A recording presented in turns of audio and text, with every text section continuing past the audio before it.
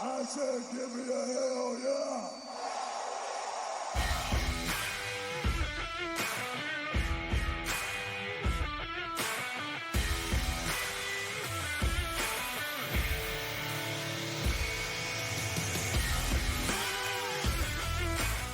Hi, everybody, and welcome to a decade celebrating, big moment debating episode of the Brothers of Discussion.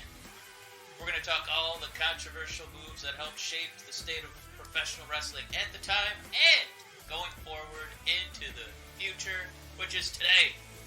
Matt, it's not just a spicy week of wrestling. It's not just a year of tasty hot wrestling. It's 10 whole years.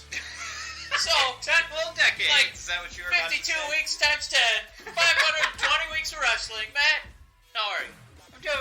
I'm doing pretty good. Just spent part of the week, some of this morning, getting ready for today's long day of recording. And we've got, what's the pay-per-view called? TLC coming up at 7 Tables, o'clock. ladders, chairs. Yay!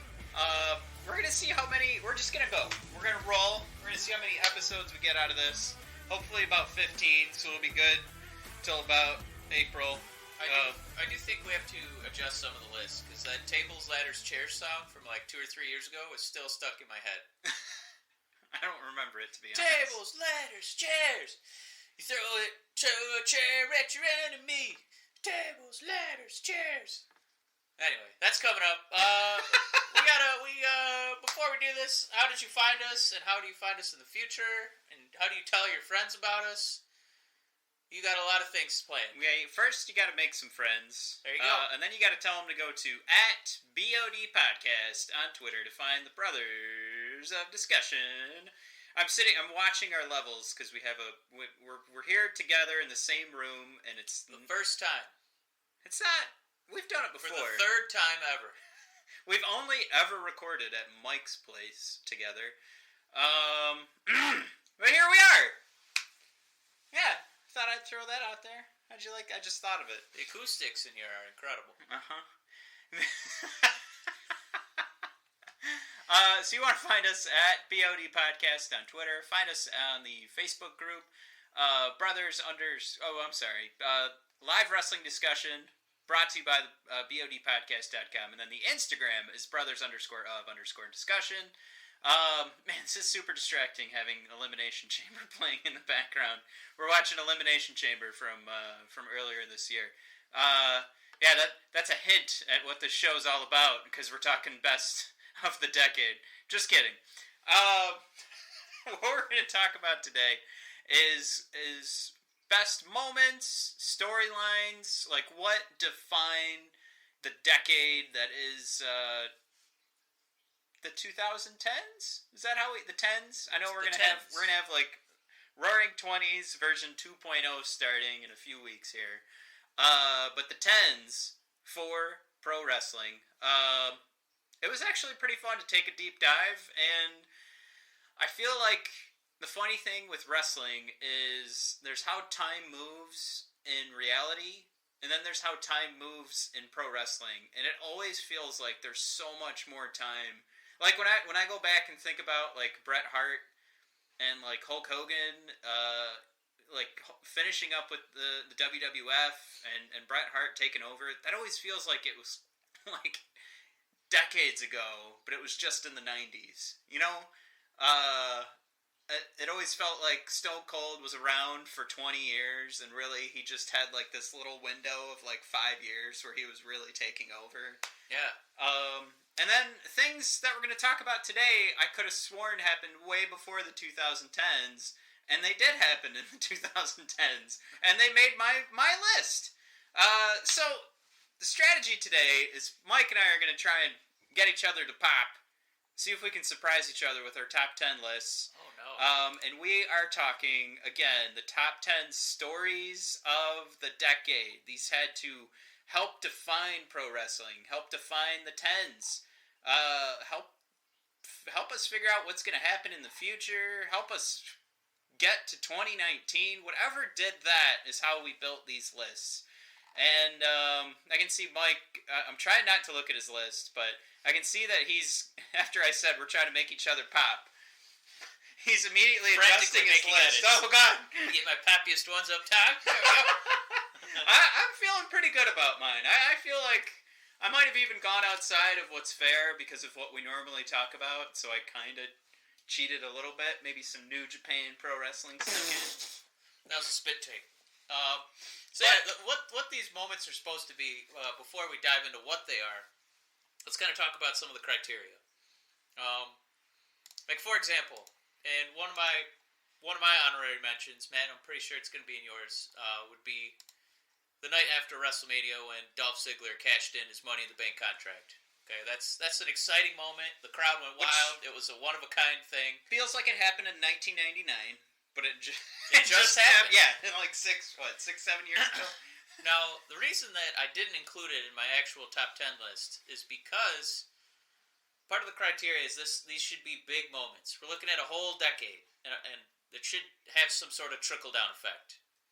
So the booking decision at the time, it should have some sort of impact for, a host of other wrestlers that should have something that resonates for years. Did it have ramifications going forward? And more importantly, outside of that shining second, does everyone remember it? Yeah. And I know that with the one you just mentioned, that is one I will remember for the rest of my life. And it does jump up even on the WWE's list of like biggest pops. Right. But it didn't quite make it because of those rules. That it really didn't go too far outside of those couple of months. Like, it was a great moment for Ziggler, and I think he'll carry it with him for the rest of his life. But Del Rio left. I mean, really, he's, for the most part, unless you want to say, wrestling is more than what we see on television, which it definitely is. But for the most part, he's left the main circuit of pro wrestling. And for Dolph, he's never come close again. Like, that was the height of his career, and it's totally gone downhill. And whatever happened in that match, whatever happened with the Money in the Bank, I feel like they've never even attempted to duplicate it or learn from that. So it is, it wasn't a learning experience. It was just that one moment, and that was it. But it did make my honorable mentions, which we'll get into later because we don't want to bury each other's lists and say, well, that's definitely an honorable mention, and then have it be number one for one of us.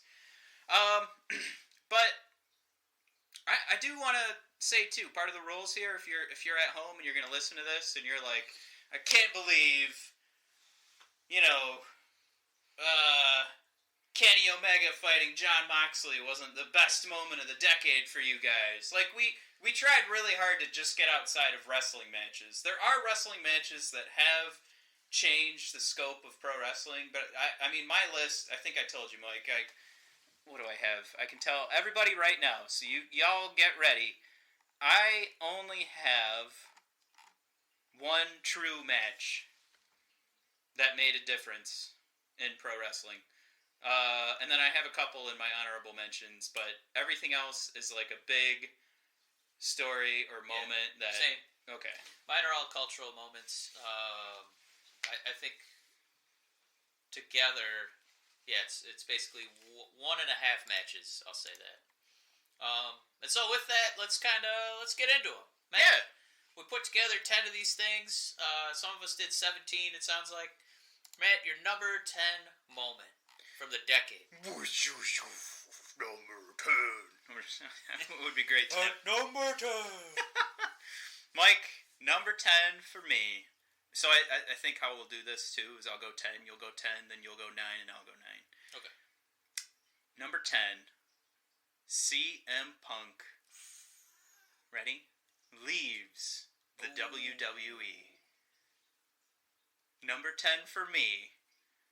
Because of that moment was so huge. It's made his return that much bigger. But let me give you a couple of notes here. I think this is partially what led to what some could consider a mass exodus, but definitely the departures of ones like Cody Rhodes, which we know where Cody Rhodes went. it led to, along with a few other things, I think the signing, the necessity to sign AJ Styles and Shinsuke Nakamura. Daniel Bryan, with one of the best storylines of all time, gets the main event at WrestleMania 30 because, not solely because of this, but I just feel like this moment was so huge, but it is part of the reason that Daniel Bryan got into the main event. I think this is something that kind of shook the foundation of the WWE at the time when Punk left, when he just took his bag and went home. And then I think the biggest reason of this being on my top 10 list is it brought to light, because of the podcasts and conversations that Punk was a part of later on, it brought to light the terrible medical practice that the WWE is at fault for. Their concussion protocols, and they, because of this, they got better. Their health care that they're providing for their wrestlers was pretty terrible at the time. So I think, number one, this gives everybody a great idea of where we're going with this list. But number two, I think it's undeniable that this should be in everybody's top 10 because of everything that happened after this. And the kind of things that it made a difference, not just in the WWE, but the pro wrestling as a whole. I mean, it was even referenced when pro wrestling took center stage on the John Oliver show, the things that happened to CM Punk. He came up to this podcast a few different times, and what John Oliver was trying to do, again, was highlight how terrible the business practices are for pro wrestlers. Yeah. And he just kept bringing up this conversation that CM Punk had a couple months after leaving the WWE, conversation with Colt Cabana on his podcast. Now, there's even a longer story there where then Punk started a lawsuit on Colt Cabana, along with lawsuits in the WWE and the WWE filing back. So a lot of legalities getting mixed in here, but I think ultimately it opened the eyes of some of the WWE audience members. Vince McMahon and Triple H definitely got put on display for being at fault for most of the things that are going wrong. And then there's just the storylines that were part of the reason that Punk left. I want to get your thoughts, Mike. I think I've been talking long enough. I think that it was a huge moment. I actually had it at number 5. Oh my gosh.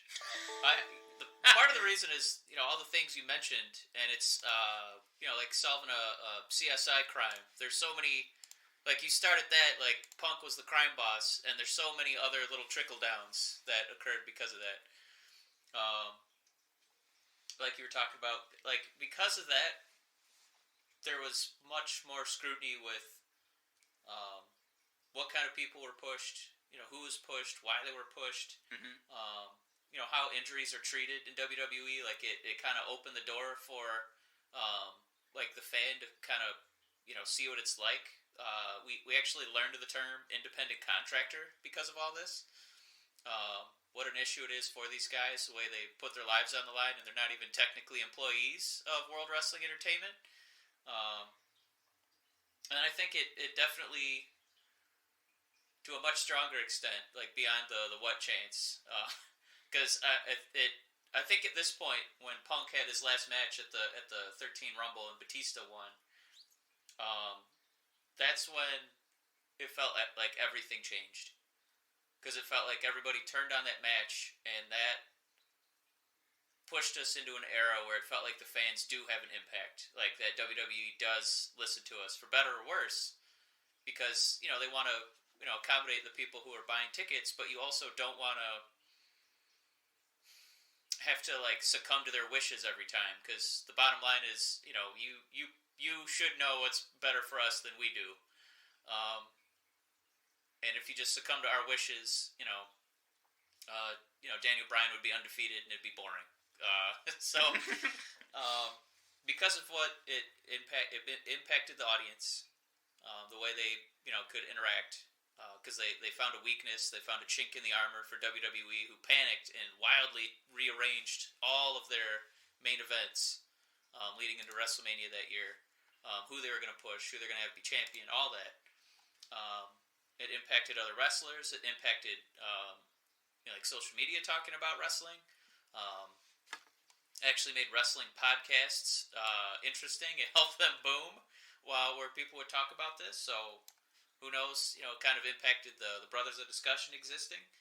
And then it should have positively impacted these independent contractors into getting more protection. So I thought it was a huge moment because of all the follow-up discussion.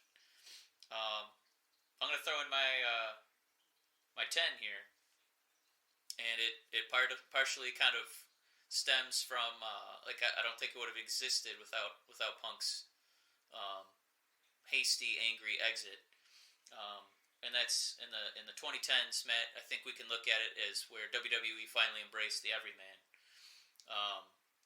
There's been wrestling is all about larger than life characters. Mm-hmm. If you talk about your San Martinos, your Macho Mans, your Hogans, they all had a stereotypical body type. There's been smaller guys, sure. Rey Mysterio succeeded. I can't believe I said Rey Mysterio before Shawn Michaels, but guys who are not necessarily superhero sized. But 2010s I think they're going to be defined by an era that saw Daniel Bryan succeed, that saw CM Punk succeed. With NXT, it's run almost entirely by everymen. Whether you were looking at the Sami Zayns, the Nevilles, the Bo Dallases, now we're looking at Garganos and Ciampas. AJ was champion for a while. Kofi was champion for a while. Adam Cole, all of the Undisputed Era. Mustafa Ali, the Cruiserweight Championships. Buddy Murphys, Finn Balor's. Muscly physiques, but we're not looking at guys who are all 6'3", 6'4", 260. And as far as why you would do that, it's just a different kind of athleticism that the fans are looking for. They don't just want big muscly goofs who don't know what an armbar is. So I think the 2010s could be defined by this type of superstar. And it kind of started when Punk quit, and then we kind of looked for a new person about that size of Daniel Bryan, and Daniel Bryan had his horrible injury, and that was one of the more popular things the crowd was clamoring for, because that's when AJ Styles really popped. And from there, that's when NXT really started to get big, and then WWE started to see money in all these guys, and so they created a whole cruiserweight tournament, and then division, and championship, and it looks like it's all kind of rooted in at least partially to think is that Punk exit, because you could kind of do a test audience and see that people wanted this. So your number 10 is the embracing of the everyman. Okay. All right. I thought you were building up to what your number 10 was. Oh no, I opened it with the embracing of the everyman. I thought you were saying the embracing because of something. But no, I think that's a great way to define it, and it's just it's definitely something like getting more diverse and not just having one type of guy can run your company. And I think you were on the verge of mentioning it, but we've been getting a lot of CM Punk chants after Punk quit, and it's something I hate, and I think that kind of thing would it'd be nice for that to go away, but it's something where it's like really what the WWE fans are doing is they're looking for attention, and then they want to let the Vince McMahon and Gorilla know that we are paying attention to what's going on, and we don't want them to think that they're getting away with anything.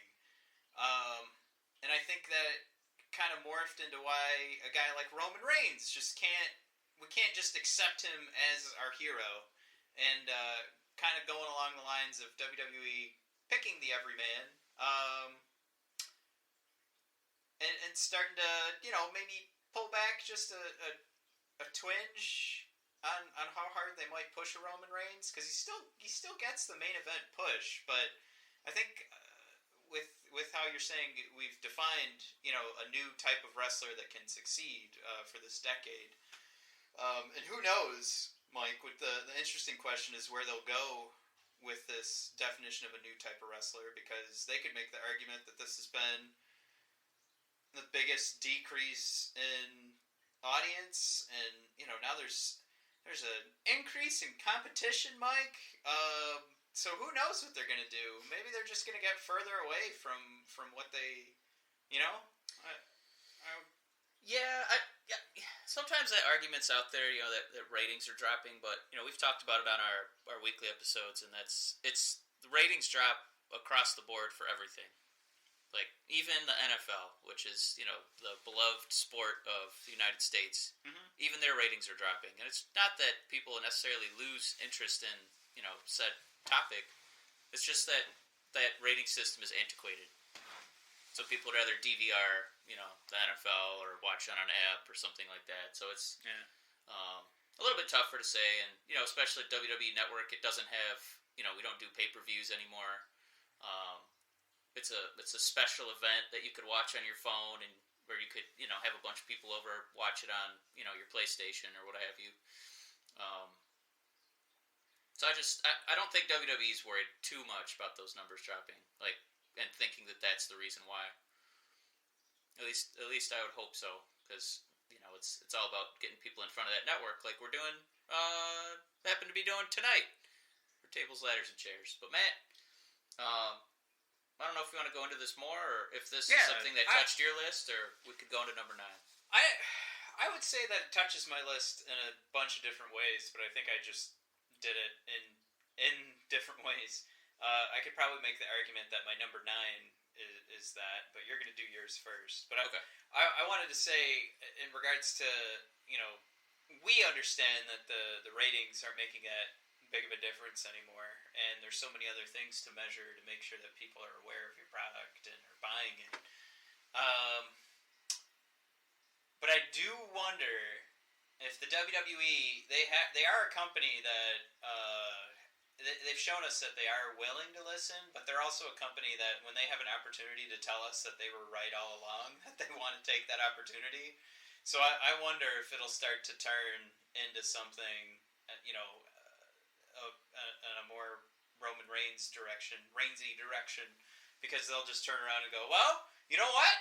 We gave you AJ Styles for 5 freaking years, and look at where we're at. Now we've got AEW to compete with, and nobody wants to watch our TV anymore. Nobody's showing up to the shows, so look at what you did. We listened to you, and you stopped watching. Look where it got us. Yeah. We're never listening again. And get out there, Roman. Dun-dun, dun-dun, dun-dun, dun-dun. Yeah, I just worry that those numbers will be used in the wrong way. But it's just me looking at how the WWE works as a business, and I would never give them the credit to do the right thing, and interpret the numbers the right way. But I don't know. I guess we'll see. That'll be the interesting when we do the Century show. 2010s were defined by, we had ruthless aggression, then we had little guy aggression. What's going to happen, 80 years from now? What are we going to be looking Small back guy into? syndrome? Yeah. Matt, what's your number 9? Wait, weren't you supposed to do your number 9? Yeah, I can do my number 9. Here we go. I said Nia Jax punching Becky Lynch in the nose. Oh, fuck. Whoops. Forget about that one, huh? Matt, this was one of the biggest moments in wrestling. Yeah. It was so huge, Matt forgot about it. Why was it so huge? I gotta add that to my honorable mentions. It arguably list now. created one of the biggest superstar reactions, since, Daniel Bryan's yesing, since Stone Cold. That's what she kept getting compared to. Created the whole man moniker. And Becky, it helped just launch her, I wouldn't say into the stratosphere or the moon. It just launched her into a whole new dimension. She just she became, the face of the company. She was on video games. She was doing the interview shows. She was Becky, 2 belts. She was not just apologies to Charlotte, she wasn't just the queen of the women's division. She was arguably the queen of all of WWE. She was the man. And I don't know if this would have happened with quite as much oomph if she hadn't accidentally got punched in the face for real by Nia Jax. And Becky stayed out there during a Survivor Series invasion with her squad. Blood, trickling out of her broken nose. Standing triumphantly up at the top of the stairs. Yeah. Timing, perfect. Because she was already ready to burst. And it was something at that time we had been covering since Money in the Bank that year. And I just kept saying, even at SummerSlam, I was like, you did not need to make this a triple threat. But because they did it, it just made us want her to hit the top of the company that much more. Yeah. So then for that to happen at that time where it's ready to burst... Yeah, it was like the best happy accident of all time. Yeah, it's better than anything you could plan. And I mean, I'll say right now, that, I'd love to take out my number 9 right now and put that in there, because that is an amazing pick for a number 9. And it's even right now, I don't know if you saw it, but Taylor Swift is stealing the moniker of being the man. And Becky Lynch tweeted it out, I guess somebody's copying me, probably to get, the WWE team, the legal team, make sure that they get eyes on that, because, no, it might be fun to say you're just as cool as Becky Lynch, but, you can't say it exactly like Becky Lynch, that's, not cool, but, I mean, I guess just to that point, what was built from that, And it all started from just this... I mean, it's the legitimacy of the whole women's division. That is something that really catapulted, women to the main event of, WrestleMania. Something I don't know even WWE really imagined. When they started pushing somebody like Ronda Rousey, I think that they could see that it was money, but not until the fans were invested with this huge moment organically. That's the hardest thing to do in wrestling is get that organic crowd reaction. And it was all thanks to Nia Jax making a little oopsie. Yep. And she even... Man, you remember everybody coming back and spitting at her. And that's a whole other there's a lot of venom for that. But, it's... I mean, they arguably could have been higher up the list. I don't know, but there's more to come. You'll see. Well, I like where it's at on the list, because there's other things that happen that you could still say led to that. And I've got some in mind. Because I think there's been that tired argument that, there's nobody good since the Attitude Era. And it's like, no, I mean, John Cena's everywhere. That's not true. Right. I think Orton is in a lot of places. But I think that Becky Lynch having this moment and, being all over... Fox, ESPN,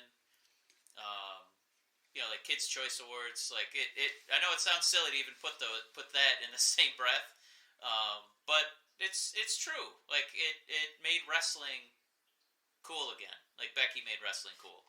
So Matt, we're gonna throw it back to you. What do you got for us at 9? My number 9 was more than just one moment, and it was the span of quite a few years. But it started at, let's call it what it is. It's the Daniel Bryan saga. So this is why I'm putting this above the CM Punk leaving, so I'm going back to back. So CM Punk leaves, and I'm saying part of that is how Daniel Bryan gets the main event. But the Daniel Bryan saga started well before that. And I even have notes starting at that SummerSlam main event with John Cena, where he beats John Cena and then immediately loses to Randy Orton. But you could even make the argument it was, it started when he was with Nexus and got fired, and then ended up being the extra man for the Survivor Series match. Because they realized, all right, what he did wasn't that bad. Remember, he took Justin Roberts and choked him out with his tie? Yeah. And then he gets fired for doing that. And then next thing you know, Daniel Bryan chants, bring him back, because he's turning into CM Punk at that time. And then Daniel kind of turns face. He has that little stint with Kane and in that he just became so lovable. I think Daniel Bryan, as we know, like looking at him today, his face promos aren't that great, but you have a great guy, a great heel promo artist, and then a great like lovable sort of storyline. Yeah, to come from the Kane storyline, where it was Team Hell No, and then that kind of erupted into another like fan built appreciation that he was getting the Daniel Bryan chance while John Cena's in the middle of the ring, and they're talking about who's his next opponent at SummerSlam. And Daniel Bryan is off camera. He's in the corner of this group, and the fans are just going nuts. And then eventually Mark Henry grabs Daniel Bryan and raises his hand, and then the whole arena erupts. I don't know if you remember that. Yeah. But then that pretty much launches this storyline of Daniel Bryan getting title shots and having the authority keep taking it away from him. One for Randy Orton cashing in the Money in the Bank after SummerSlam, and then just match after match. Then there was like a referee cheating. It got kind of, it actually turned into some bad television. It was just kind of, repetitive and boring. Then he gets pushed outside of the main event card, and this is when he loses to Bray Wyatt at the Royal Rumble, and then we wanted Daniel to still enter the Rumble, and he didn't. And Rey Mysterio gets booed for the first time in his career because he comes out at number 30. Blue Tista wins the Rumble. Or I guess he wasn't Blue Tista yet. He was Boo Tista back then. Yep. But yeah, then the saga continues. And you've got... I mean, this felt like a whole decade is why I wanted to put it in the list. It felt like it started with the Nexus stuff with The Miz. But then Daniel Bryan wins at WrestleMania 30, as we all know. He beats Randy Orton and Bautista in the main event. Loses his father. Gets married. Gets concussed by Kane. Fights for about the next year. Wins the Intercontinental title. And then it's kind of this game of like, when is he coming back after he wins at WrestleMania the next year? I think he opened WrestleMania with an Intercontinental title ladder match that him and Dolph Ziggler are actually doing headbutts at the top of the ladder while Daniel Bryan's concussed. Can't actually picture a worse move for Daniel to be doing. But then Daniel announces his retirement. And it's a couple years that before we get... Well, I guess in the middle here we've got Daniel Bryan joining SmackDown as a GM. Then you've got these conversations with The Miz on the SmackDown post-show on the WWE Network. You're building up these storylines that it just kind of felt like, wouldn't it be great if Daniel came back? And then all the while this is going on, he's silent about his trips to these hyperbolic chambers that I thought were only a thing in Dragon Ball Z. But, or I guess that was the hyperbaric chamber. Yeah. The hyperbolic chamber. Can't believe he didn't call me out on that. I mean, the way he described it, it was the hyperbolic chamber. Hyperbolic, yeah. Yeah. So he's using the hyperbolic chamber. That's what the Brothers of Discussion are. This is the hyperbolic chamber. I'm glad I called myself, and now I know how interested you are in watching this Elimination Chamber match on in front of us. And of course, I'm kind of just telling this whole story, but we know how it all goes. Then Daniel Bryan comes back. He even wins the WWE Championship, and we're watching him defend it right now at this past Elimination Chamber with the beating Kofi Kingston here. But I think all of this, because I just remember seeing him come back, and I remember crying when he retired. I definitely had some tears flowing when he came back, because you just... there's something about, I don't know, when people close to you find success, sometimes you get a little like, I don't like it. But, I don't know, there's something about, like, a Daniel Bryan, like, he lost everything, and then he got it back. And it wasn't about him losing a ton of money. It was... He had his dream, and it was taken away from him just because Yeah, he lived his dream. That's why it was taken away. You know, he gets a concussion. That's part of why he got over so hard. Is that like authenticity? Like it felt, he really, really loved his job. It seemed like he really loved the fans, and to see it all snatched away was heartbreaking. Yeah. So when he did, retire, I think if you didn't shed a tear, I don't know what you're doing listening to a wrestling podcast. And then when he came back, it was the most, elation you've heard in the ring in, quite some time. And I got to confess, that's why I had the Yes Movement being number 4 moment of the decade. And it's because of that trickle-down effect. Like, it kind of got us to that everyman thing that I mentioned a moment ago, and the way the timing worked out. I think WWE kind of saw there was a void for a smaller indie wrestler to kind of be that underdog for the whole company, and that's where that AJ Styles signing came in. And since then they've really opened the door to independent wrestlers, and not just guys who went through the WWE factory. And then the S Movement transcending into other sports, being up there with the Wave and YMCA, and people wooing and car wash claps, and now there's the S chant. Like, the S chant was, the San Francisco Giants when they won the World Series. That was a thing. And it was only a thing because, our beloved Daniel Bryan was behind it. It was probably the best underdog story WWE's ever done. And it's because it wasn't just an underdog wrestler story. It was an underdog man story where we didn't think that this guy would ever get a chance to succeed in the company because of his size. They always used to call him the GOAT. He's the GOAT face, Daniel Bryan. And the people embraced him. He was one of the big, underdog small guys in the history of the company.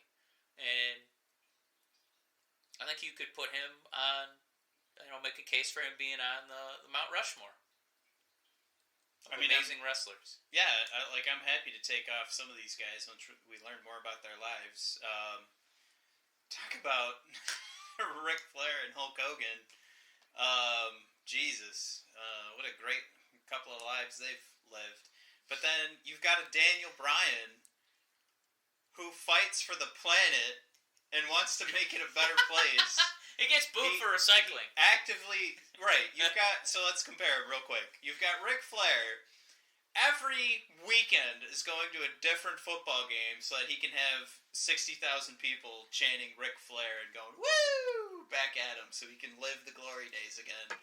Then you've got Daniel Bryan going on podcasts going, stop worshiping me. I'm just a guy on TV. He's like, I'm happy to, make your day and to perform and put a smile on your face.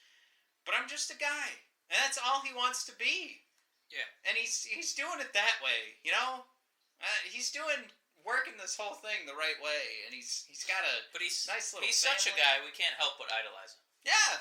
Like, the more he says he says that, the more I want to worship him. Yeah. He is our guy. He's digging his own grave. Yeah. He's becoming more of an idol with those comments. I like that. If I was making a Mount Rushmore and I didn't have to give a shit about what wrestling Twitter would have to say in response to my Mount Rushmore, I would absolutely put Daniel Bryan on there. I don't know.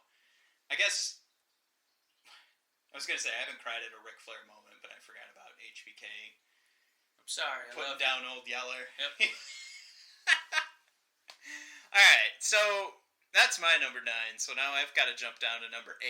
And you probably caught me looking at my phone because I realized I never did get this exact quote. Mike, it was in May 2017. A fan asked Dave Meltzer, could Ring of Honor sell 10,000 tickets at a show, just some pay-per-view kind of event? And Meltzer said not anytime soon. And at the time, he was right. Yeah, to answer that question, yeah, Ring of Honor, no. But Cody Rhodes said, I'll take that bet. And pretty much saying, I can take my group of buddies and we can sell out an arena. Yeah. Now, I think this is huge. Just that comment, because I feel like this is what led to what we watch on Wednesdays now, which is AEW Dynamite. But it was the All-In pay-per-view. Now, Cody did do 10,000 tickets, and he sold it forever. When you think about, the machine that is the WWE having to sell this every month.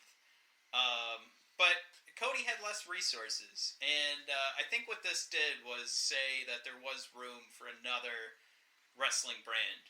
That maybe we were getting tired of what was going on. But yeah, I'll sum it up again. My number 8 isn't just Meltzer saying that. It was Cody Rhodes taking that bet and bringing it to television. That's a good pick. Yeah. That's a good pick. Where do you have it? Oh, I don't have it. Oh, okay. All right. I did not want any Meltzer in my list. Well, it's not Meltzer. It's Cody Rhodes and All In. Answering the call. All In is the number 8. All In being successful. Because Cody could have said, yes, I'll try that, and then he, there's like a half of an arena's full. That's my that's one of my alternates. That's what I'll say. It's a huge deal, but I want to see more. Okay. I think it's awesome that one instance, and then we all just kind of said, well, they did one show. I think you put enough money in it. These wrestlers, they could do one show, and then by God, they did another show, and then another one, and now they're on TNT, which so is like Suits or something. I don't know what is TNT programming besides AEW Dynamite. It's something we're watching and we're enjoying on a weekly basis. No, I'm teasing TNT. I like AEW. Yeah, I'm just saying because of this and because of its success, now we have a whole other brand. We just talked about Daniel Bryan as an underdog. Yeah, and that's what AEW is. Yeah, they're going up against the Goliath. They're Daniel Bryan, and they got to defeat Triple H, Batista, and Randy Orton. Who's stacking the card on every Monday, Wednesday, and Friday against them in panic maneuvers just to destroy them. And I think that's a great selection.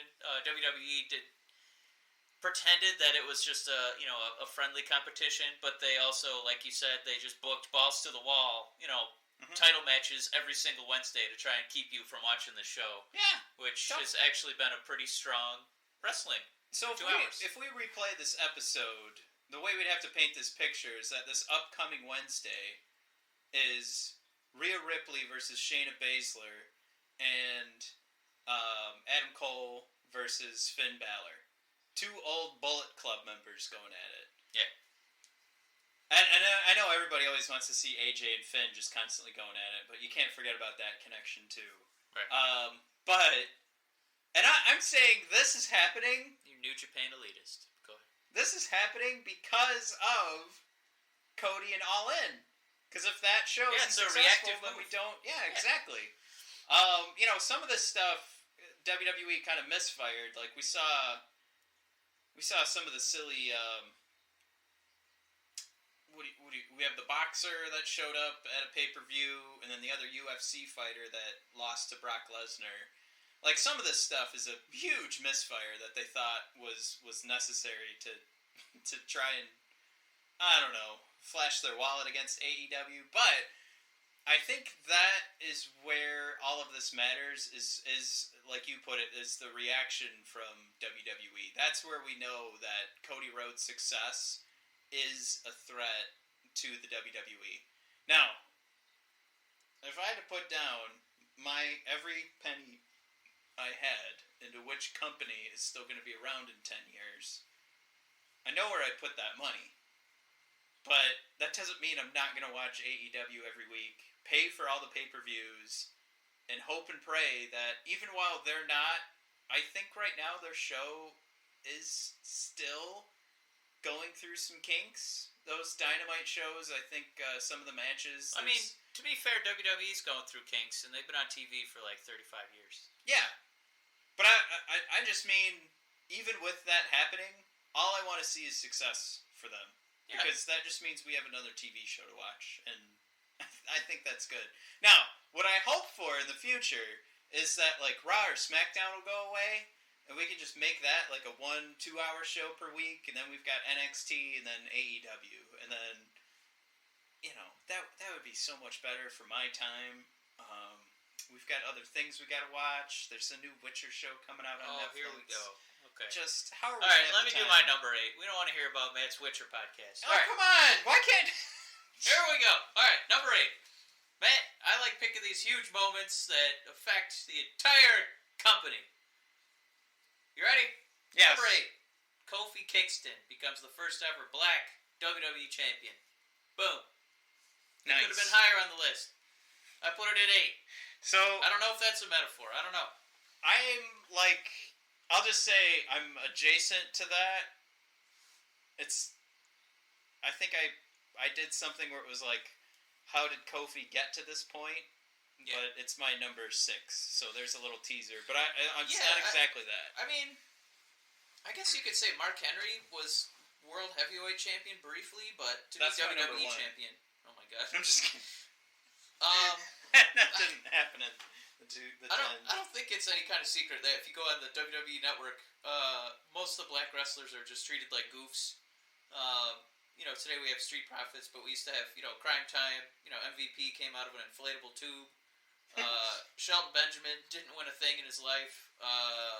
He hopped out of the ring in a Royal Rumble. Woohoo!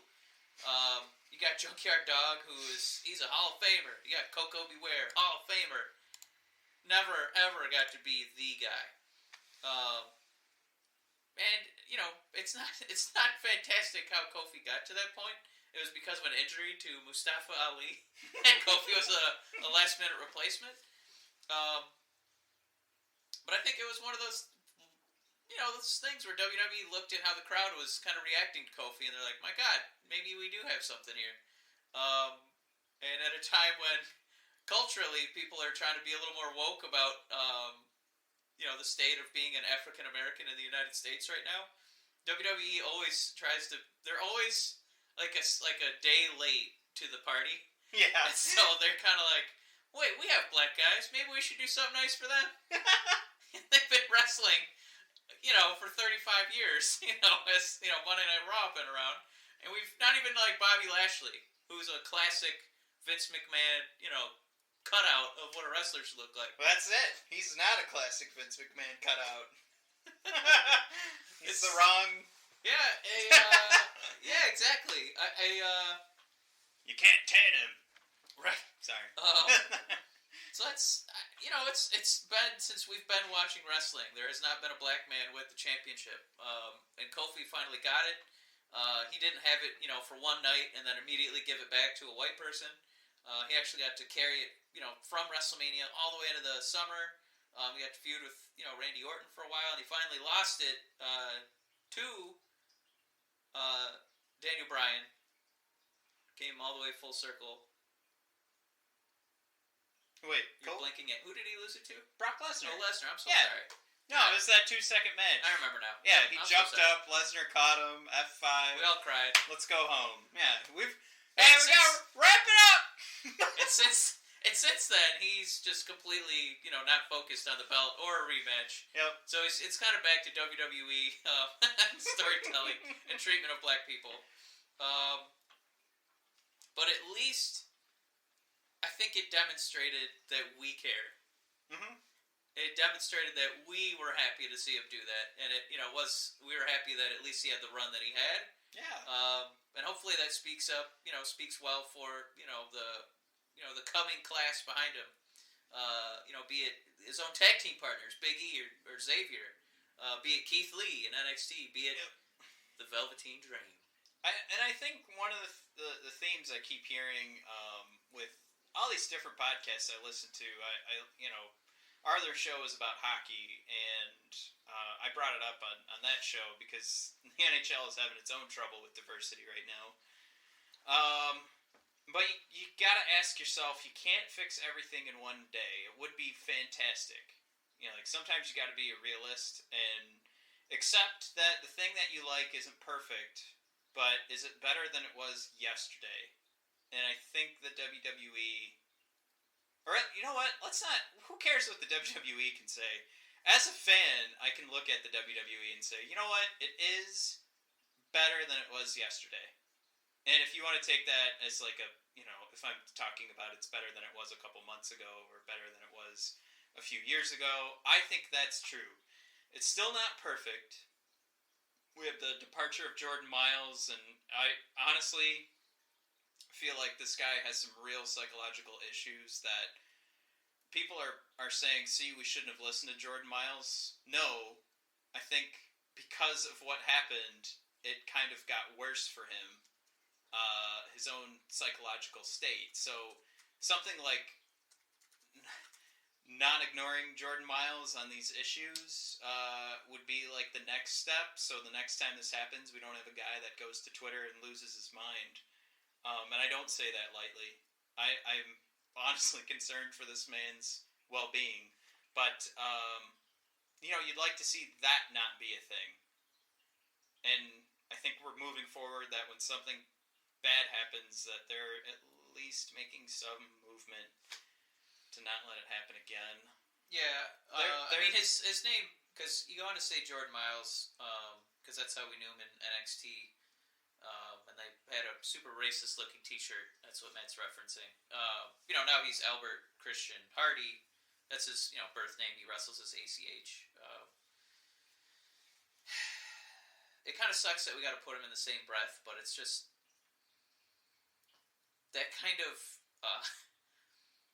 like, horse blinder ignorance on the part of WWE. It just kind of makes you shake your head and think, nothing's changed, and they're marginally better, for having given Kofi a run. And hopefully they can not, be too afraid to give somebody like Keith Lee or Velveteen Dream a run. It seems like they want to push those guys. Velveteen is like the face of NXT when they, cut promo videos, to get you pumped up for Wednesdays. And Keith Lee had a hell of a weekend at Survivor Series this year. So it's not totally hopeless, but I think I'm just glad you brought up, his Jordan Miles, WWE, AKA, because there's still work to be done. Mm-hmm. So, but I still like that. It's an important entry to put Kofi in there because, my God, there's no other decades where we could say it. Yep. None. No other decades where you could say the WWE champion was a black guy. That's it. That's insane. That's insane. Okay, Matt. Are we moving on to my next one, or yeah? Right. Which one was that for you? 8. Okay, yeah. So then you're number 7. Yeah, my number 7 is, and it's tough because there's so many big moments lately in the decade, but I had to say WWE signs with Fox. Like that's a huge deal financially. As far as funding things like getting NXT, a couple hours and getting that with USA, funding, all these extra wrestlers that they want to have come in and, do all these extra separate divisions, helping to grow and expand the product because now they're able to advertise on a network that shows NFL football games. Mm-hmm. It's not just, this is basic cable that you can advertise, Roman Reigns on. It's huge. And it's not blood money. Yeah, that's always a positive. I do have that making the list too a little bit later on. Okay, but it's a positive thing. It's business wise, it was a great decision, and I think it's just funny that it's right when WWE's starting to get popular again, and we're talking about Daniel Bryan, having to be the yes man again because right when that signing happened, he went from heel. Now he's starting to go face a little bit more. Mm-hmm. Becky Lynch getting more popular. Roman Reigns, his big, punching the ground is like the image. It's really to our benefit if they can have a little more money that's not coming out of our pockets. Let it come out of Fox's pockets. I'm pumped to see the production levels have already gone up. Like when you watch SmackDown to the other 2 shows. I like seeing the way the camera angles work. I like seeing the way the storytelling is really getting good at utilizing certain camera angles to get wrestlers' reactions as people are in the foreground or in the background or stage left, stage right. And it's all because they have that kind of Fox money to afford all these extra production hands around the ring. Yeah. And it makes it feel like a more high quality program. Probably helped to get some input from, let's get away from NBC and USA that primarily covers the NHL. let's go to Fox that covers every sport Yeah. in the world and get some input from some of those production experts. Yeah, like, wrestling's never going to go away from the hard camera. Mhm. You know, you're always going to have, when you do an interview, there's always the one way to face, but I really like the way they're kind of taking some risks a little bit. Yeah. So, it's I don't know if we need to dwell too much on that one, but because it's going to impact Friday nights going forward, it's going to impact how we even view wrestling going forward. Yeah, I mean it's one of those things too where we were talking earlier, and there's an item we talk about every Wednesday, which is the ratings. Or I guess it's every Thursday, but the ratings between NXT and AEW.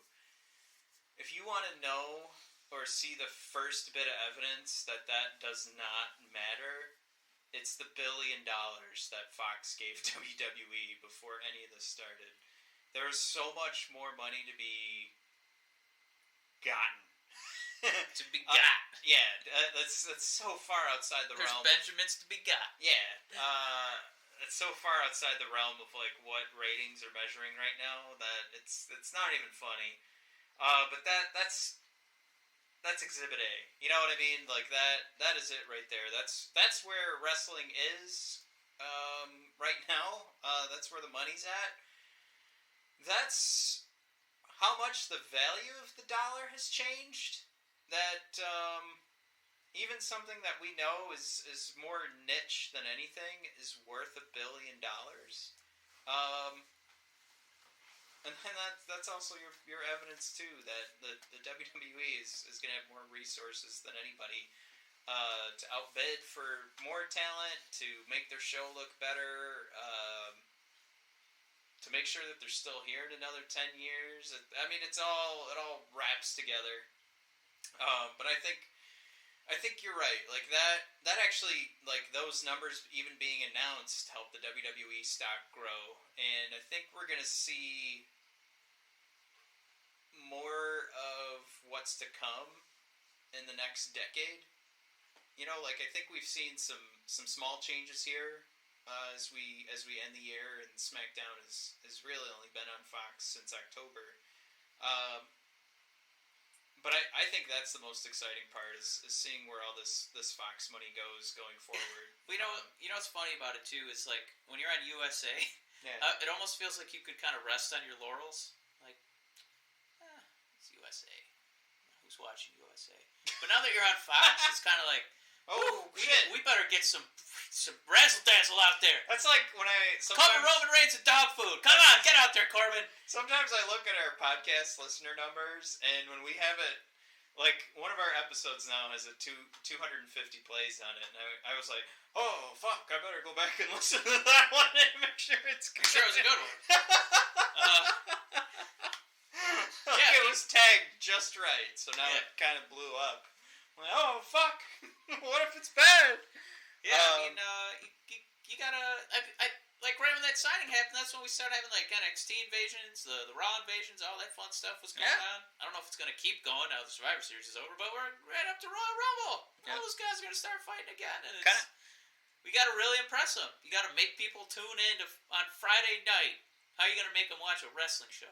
And I think another good point coming out of this too is like how many different things are affecting like this world that we love, because you talk about NXT going and jumping shows. Part of that is to make sure that AEW loses to NXT, right? They want to build up these superstars on NXT. But yeah, you're also right. It's because they have more Fox money, and they also have more Saudi money. But that sounds like I'm transitioning, but I'm actually... Yeah, what's your next one on the list? My number 7, Mike, is Brock Lesnar's return. Woo!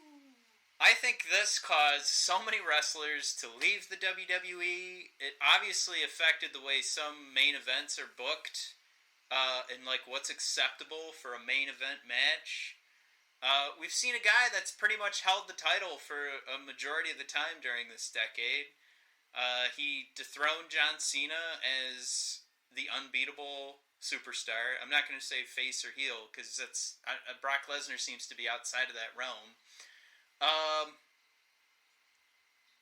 And then he also ended the Undertaker's streak, which we thought just wouldn't happen. It just didn't make sense for it to happen.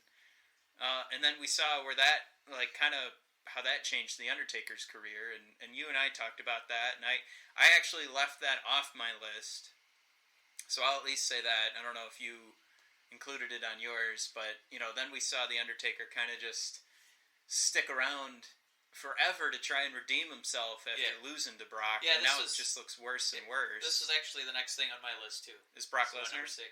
Yeah, I kind of lumped it together with Rousey. Because I think that it was one of the building blocks to get us to the point where they make a deal with Fox. That's they make a sexist. deal with, I'm just kidding. where they make a deal with Saudi Arabia, because they, were trying. They always want to legitimize the sport portion of sports entertainment. Yeah. And like you said, he ended the streak. He defeated Cena. He didn't just defeat Cena. He obliterated Cena. Mm-hmm. Pushed him down to another level of the card, right? Like. Yeah, literally knocked him off the top forever. Then he's been retaining a championship basically at every turn. And then I just wanted to mention Rousey, who she's won 2 of her 3 WrestleMania matches. She was in high profile matches. Both of their contributions, they appeared not just on WWE, but you could see them on ESPN. And I think that's really what kickstarted ESPN, like having a wrestling update. Yeah. Like, you can get updates because, former UFC, bantam champion Ronda Rousey with, victory at WrestleMania. But I think interest in her has helped what, again, kind of kickstart the whole women's revolution. It made that whole division more popular. It made it must-see. It made it main event pay-per-views or quote-unquote special events. Well, I mean, people were kind of like, why are they signing these guys? Just let the wrestlers do it. And they did it because having those transcendent superstars, and I'm not just saying that, WWE lingo, like superstars, like Brock Lesnar is an incredible, fighting machine. Yeah. And same with Ronda Rousey, who's a fighting and, public relations dream come true. They were huge moves. Mm-hmm. One of the things with Brock that I think changed the WWE and the way they book matches are, and I wouldn't want to miss it, is finisher fests. Oh, yeah.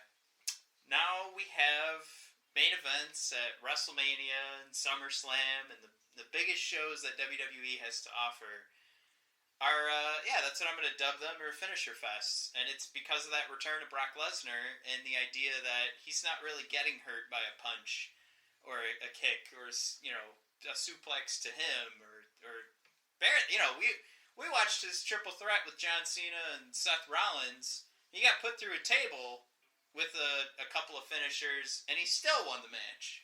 So It was. There's so many things that I feel came out of Brock Lesnar coming back, and it has affected so many different things. I mean, it's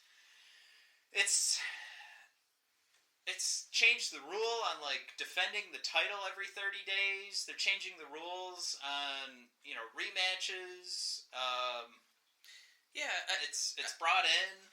Like the other, like you mentioned, because Brock Lesnar was so successful, then conversations started of Ronda Rousey getting involved, and then we have boxers and other UFC fighters getting involved, and now there's a bunch of guys that, I mean, you've got the whole four horsewomen down. You got Matt Riddle. Yeah, and Matt Riddle.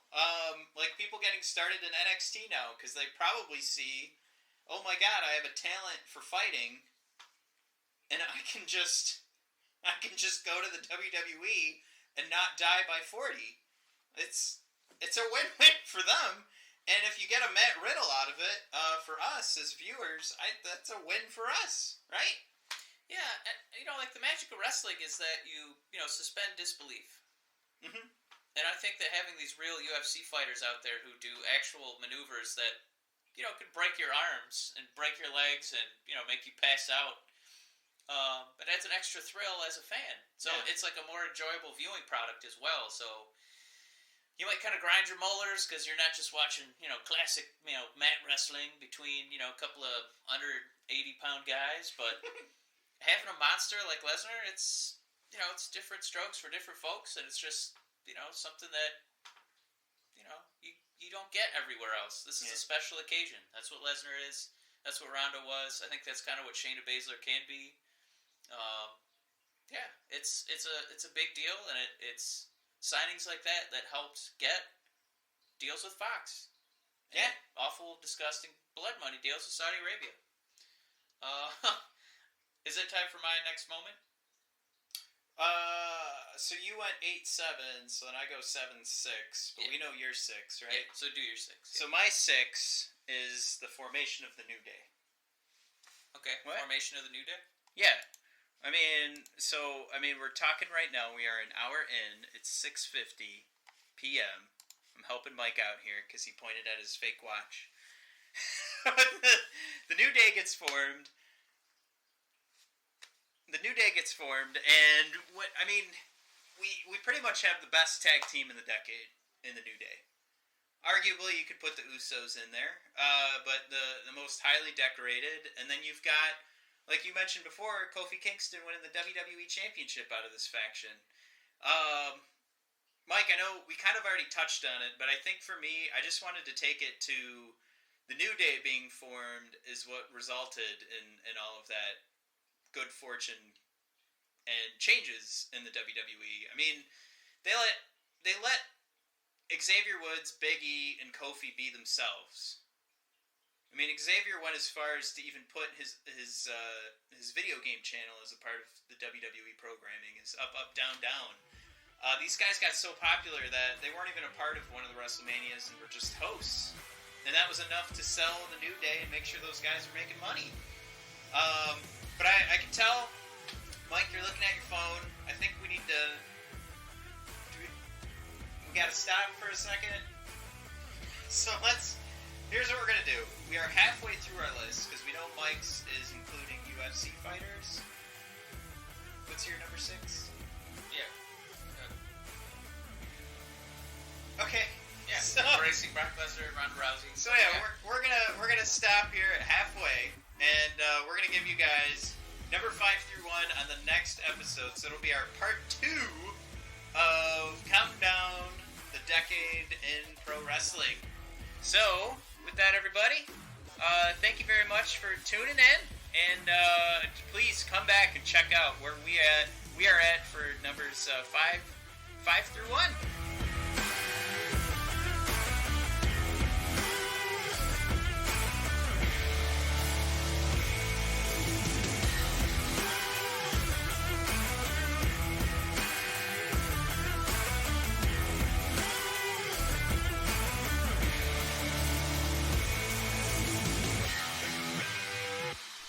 Hey Red Wings fans, as you guys know, there is nothing like the great sport of hockey. You've got that fast tempo, you've got guys putting up the fisticuffs, you got these highlight reel plays. How many more lacrosse goals are we going to see for the rest of the season? This is incredible. But for some of us hockey fans out there, it does get pretty tough. We got to search for some excitement. I'm talking about us Red Wings fans. Where are we going to find some excitement? Well, I can help you with that, because I'm going to give you a source here. It's mybookie.ag. Put a little money down on these Red Wings games, and let's make them a little bit more interesting. Now, mybookie.ag isn't just that site where you're going to be putting down your money. This site's going to help you with understanding every team and every game. So then you get to take that knowledge and turn it into some cash. Nobody gives you more ways to win than mybookie.ag. MyBookie has the best payouts, better odds than any other sports book. I am telling you right now, the Brothers of Discussion putting their stamp on it. They trust mybookie.ag. You can risk a little, you can risk a lot. And right now, as Red Wings fans, maybe we want to make these games just that much more interesting, so we're going to drop down a little extra dough. But with Christmas around the corner, there's daily gifts that you can keep an eye on. You've got free plays, free spins, some early Christmas presents coming your way as long as you go to mybookie.ag. Now, if you join MyBookie right now, you will have your deposit matched halfway up to $1,000. That means if you deposit $100, you're going to receive $50 to play with for free. We'll play this game one more time. If you put down $200, guess what you're getting? That's right, $100 to play with. You can turn that money into whatever you want. You've just got to use the promo code THPN. That is in reference to the Hockey Podcast Network.